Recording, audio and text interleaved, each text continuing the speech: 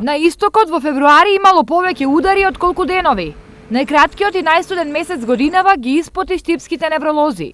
На одделение тие имале речиси двојно работа за разлика од претходните месеци. Имавме отприлика околу 33 пациенти со исхемичен мозочен удар, значи оние кои што добиваат мозочен удар заради обструкција, односно затнување на крвниот сад, и 4 пациенти со хеморагичен мозочен удар, односно со мозочно крварење. Лошо тргнало и во март. Тенденцијата за зголемување на бројот на мозочни удари продолжува и овој месец. До сега, значи, на одделение во овие 3-4-5 дена од месецот имаме хоспитализирано 20 на пациенти, од кои што еден пациент е со крваречки мозочен удар, а останатите 5 пациенти кои што имаат исто така мозочен удар се со исхемичен мозочен удар, односно мозочен удар заради затнување на крвниот сад.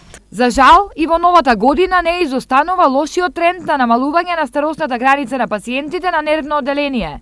Во моментов таму е згрижен пациент кој има само 30 години.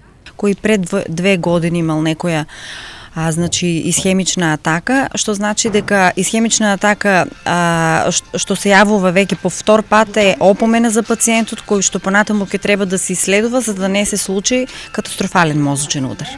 За само 2 месеци околу 150 пациенти од истокот имале потреба од невролошки преглед или интервенција во Штипската клиничка болница. Освен зачестеноста на добивање, се поголема и смртноста од мозочните удари. Неодамна, за само еден ден, мозочните удари погребаа 4 делчевци.